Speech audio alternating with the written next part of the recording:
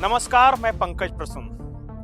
दोस्तों, ईरान युद्ध के बहाने एक बड़ी बारीक, पतली और बहुत बड़ा गेम खेला जा रहा है। ये एक महीन रेखा है जिसको बहुत सारे लोग शायद गौर नहीं कर रहे हैं। अब मैं खबरें बताऊंगा और आप अपने दिमाग के घोड़े दौड़ाना शुरू कर दीजिए। खबर नंबर 1, पेशावर में अमेरिकी कॉन्सुलेट हमेशा के लिए बंद है। जी हाँ, हमेशा के लिए।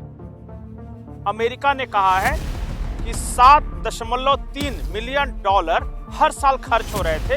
अब हम ये बंद करेंगे तो हमारे वो पैसे बचेंगे। मैं सोच रहा था कि अमेरिका जैसे देश के लिए $7.3 मिलियन कोई बहुत बड़ी बात नहीं है, और खास करके तब जब उसे बलूचिस्तान में रेयर अर्थ मिनरल्स निकालना है तो पेशावर में एक यूएस कॉन्सुलेट होना ही होना चाहिए। लेकिन उसने अचानक बंद करने की घोषणा की। कुछ समझ में आया? अब मैं दूसरी खबर बता रहा हूं। पाकिस्तान में ग्वादर पोर्ट है, ईरान से सटा हुआ। उस ग्वादर पोर्ट को China real time intelligence share करता है पाकिस्तान के साथ। लेकिन उसी ग्वादर पोर्ट के आसपास यूएस नेवी के जहाज घूम रहे हैं, ईरान से युद्ध करने की तैयारी कर रहे हैं।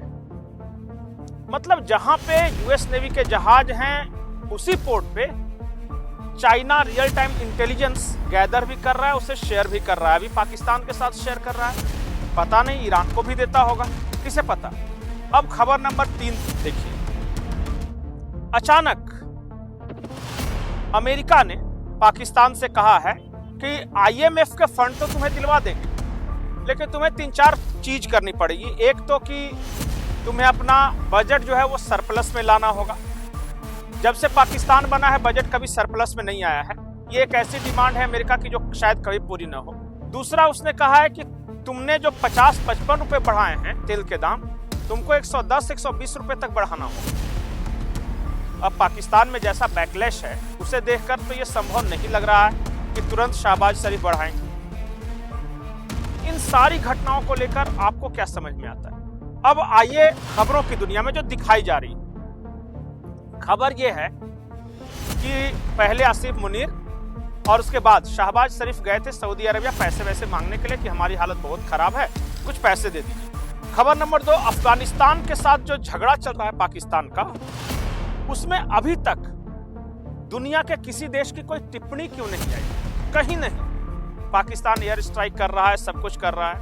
मुझे लगता है भारत, अफगानिस्तान, पाकिस्तान, यही 3-4 देश हैं जो शायद किस तरह कोई बयान भी दे रहे हैं। बाकी किसी को कोई मतलब ही नहीं कि पाकिस्तान अफगानिस्तान लड़े मरे धसे, किसी को कोई मतलब नहीं। अब इन सारी खबरों को इकट्ठा कीजिए कि चल क्या रहा है। गेम मैं समझाऊंगा। गेम दरअसल ये है, और जो कि अलग अलग सोशल मीडिया में जो अमेरिकन्स लिख रहे हैं उससे ये साफ साफ पता भी चलता है कि अमेरिका पाकिस्तान की ओर से निराश हो चुका है। अमेरिका को कुछ प्राप्त नहीं हो रहा।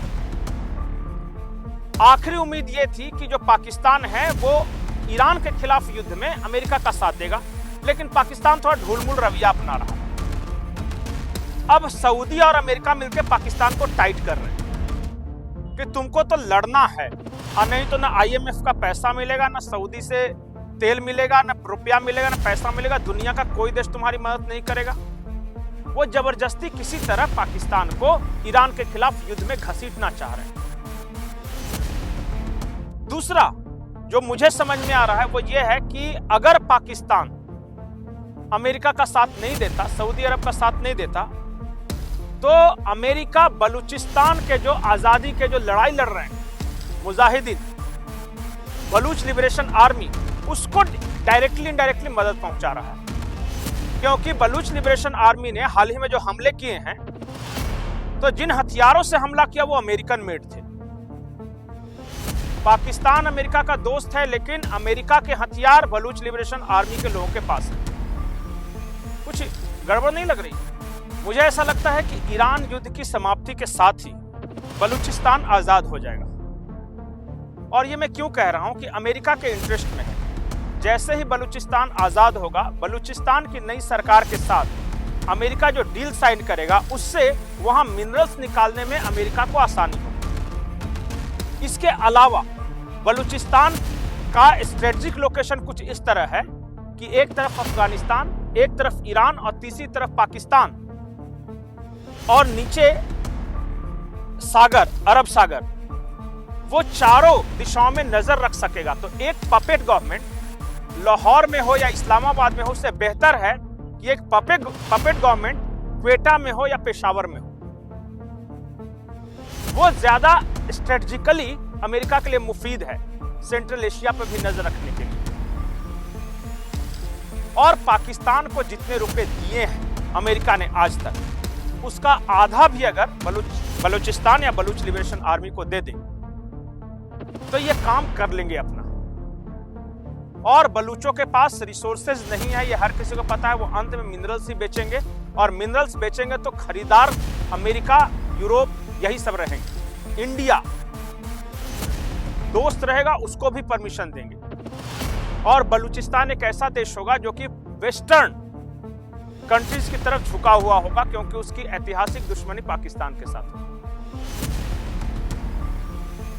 जो बलूचिस्तान और खैबर पख्तूनख्वा का इलाका है वो चाइना के भी बेहद करीब है, तो इस लिहाज से चाइना पर भी नजर रखने में अमेरिका को सुविधा होगी।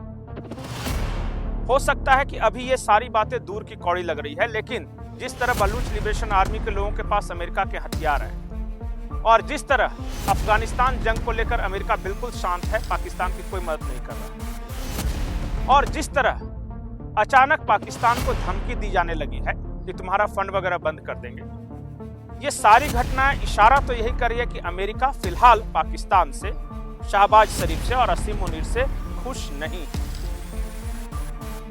चाइना से जो नजदीकी है शहबाज की, वो भी अमेरिका को प्रसन्नता प्रदान नहीं करती। आपको क्या लगता है, क्या हो सकता है? कहीं मैं बहुत ज्यादा आगे की तो नहीं सोच रहा हूं, और जो घटनाएं हैं वो क्या इशारा करती? आखिर बलूच लिबरेशन आर्मी के लोगों के पास अमेरिका के हथियार क्यों हैं?